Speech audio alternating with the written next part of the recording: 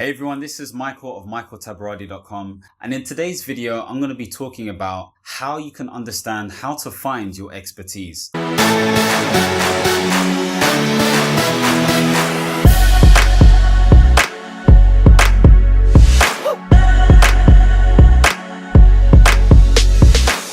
Now, are you in a situation where you're thinking, what can I do in order to get started online? And that's a question that I've asked myself many times before.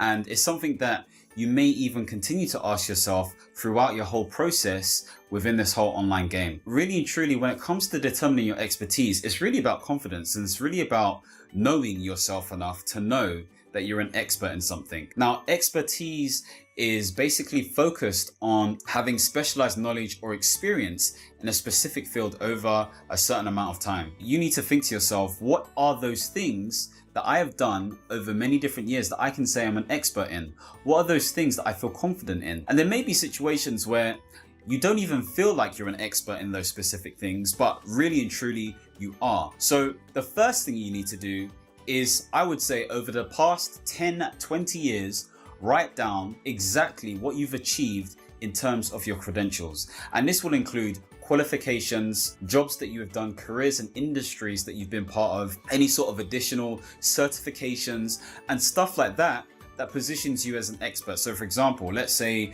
we're using Sally, who is a 30-year-old project manager. These are some of the skills she could have had. She could have had her Prince 2 qualification. I may have even had her Lean Six Sigma belts and qualification in that sense as a project manager.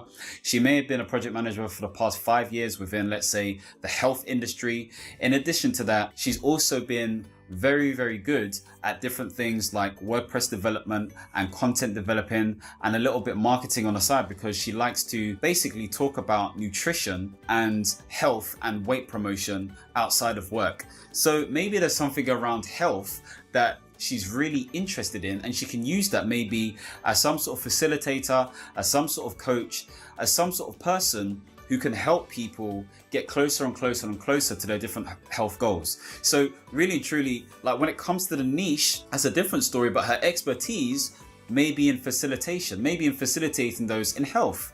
And then you can start to think about all these different things that are related to your different credentials. So write down the list and write an avid list. When you achieved it, what it is that you have, how you feel in terms of confidence of that thing, and it will give you a shape, an idea, an understanding of what it is that you can do. And I would urge you to do this, because if you don't do this, then you may think of something, but you may be missing something on the table. What I'd also say to you is to make sure that you ask other people what they think you have expertise in, okay? So when deciding on a business to focus on, of course it needs to be profitable, and we'll get to that stage later on in different videos and stuff. But for now, it's thinking about what you have an expertise in, what you're passionate about, what you're interested in, what you're good at, what you have experiencing. Those things will help you in terms of keeping you going when you're spending 1 year, 2 year, 5 years, 10 years in a specific business. I think what really helped me is I asked people different questions, okay? I asked people different questions related to what they think I'm good at, okay? So some people said, you're very good at facilitating, you're very good at coaching, X, Y, and Z. And that gave me an idea of what people thought of me. And then as a basis, I could basically say, I definitely agree with this person, or I don't agree with this person. That's what the information does. So ask as many people as possible, maybe 5 to 10 people of your close circle, your close network, and basically see what they say when it comes to you being good at something specific. Is there something that you continuously talk about? Maybe check your browser and see if there are things you continuously, check out and watch. And obviously I'm not, alluding to anything dirty. What I'm saying is, like, think about the things that occupy your mind. Like, even maybe check out your phone. Like, what things do you sort of like scroll through on your Facebook or Instagram? So there needs to be an interest, there needs to be a passion, there needs to be a like around it, and there also needs to be some sort of specialist skill surrounding that thing that you could actually start pursuing. Because at the end of the day, when thinking about motivation, when thinking about drive, it's really about internal motivation. I'm reading this book currently by Daniel H. Pink. I'll leave a link in it below. And, he's basically saying that there is biological and survival motivation, okay? The things we need in order for us to survive, okay? We're motivated to stay alive because we are human. We also have extrinsic motivation, which is basically motivation that comes from our external environment. So, if your boss is like to you, if you stay an extra 3 hours, I'll give you an additional, add to your pay or whatever. That's an external form. But with those forms of motivation, it's only short term, okay? If you keep on doing that, you're not going to want to do that thing anymore. And if anything, it has a negative effect.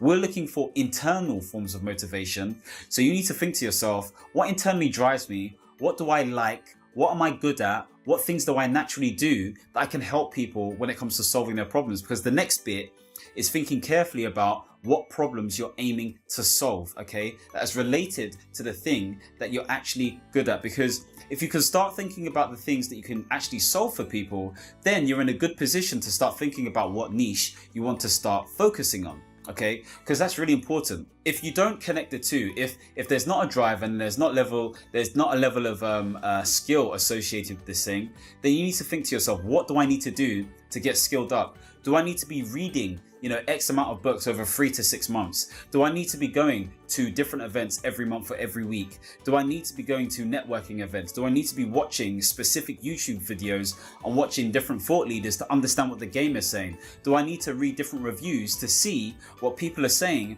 in terms of the problems they're experiencing with regards to other thought leaders within the industry? Do I need to check out Quora.com to see what questions pop up, to see if I'm willing to learn those different things step by step in a logical order, so I can go out there and produce a framework for people that can help unleash them from these problems that they're experiencing? So think about these things. Think about how you can be better positioned as the expert based on the actual thing that you think you are good at, or you think you could actually get yourself into. Because really and truly, you need to get educated in it. You need to feel confident about what you're doing, because that confidence will drive you to take action, especially if you feel a sense of passion, a sense of drive, a sense of urgency to help people towards their specific problems. So think about what I'm saying. Even if you do know what you're good at and stuff, or you understand what you have an expertise in, or you understand what you have a passion in or interest in, or something you want to focus on in terms of problems, then how can you get better at that? Like, how can you improve that rate of solving people's problems, that rate of being very good at being the go-to person and the expert within your industry? It's nice to have a passion project, should I say, but passion projects don't necessarily pay the bills, okay? It needs to be profitable. And you need to be thinking about what are the things that allow my sort of expertise to be profitable. Now, I'll be talking about this in a bit more detail, but really and truly, there are 3 main big industries out there that makes a lot of money. Now, the first one is the health industry. And I think on average, about 60% of what's online is health related, which is ridiculous. And obviously that's based on Google's figures. Next from that is making money. Okay. So that could be investments, property, network marketing, online business, all this kind of stuff, anything to do with making money. And then the third thing is to do with relationships, mainly romantic love, but there are also other things, in terms of friendship development, social development, all of that kind of stuff. But relationships is another big one. So if your niche fits in one of those 3, that's great. If it doesn't, then what you need to do is to validate your market and understand exactly what you need to do in order to position yourself properly. But it's not even necessarily about positioning yourself properly. It's more about making sure that there's a market for it, okay? Because if the numbers are low for those different industries, then maybe you need to rethink about what you're getting yourself into, because this whole sort of idea that I can break through in the market and stuff is a very, well, I don't want to say it's an immature idea, but it requires a special setup in order for you to do that. So I never advise that. Focus on markets that are already making money and then niche down even more in order for you to, again, position yourself for success. So hopefully this is giving you value in terms of what you need to be doing, in terms of understand what expertise you have. Write down those different experiences, qualifications, credentials, everything else. Write down when you got it and what you did, the amount of years that you've actually had this sort of experience, and your confidence rating in terms of how you feel, in terms of how confident you are on those specific things. Maybe rate it out of 10. And then next to that, maybe in comments, write down what you need to do to improve that rating, especially if it's less than 8 for you. Also, don't forget to ask your friends and family members close to you and see what they think in terms of what they think you're good at. Okay, so hopefully this was useful for you. Don't forget to subscribe and click on the like button I would definitely appreciate that.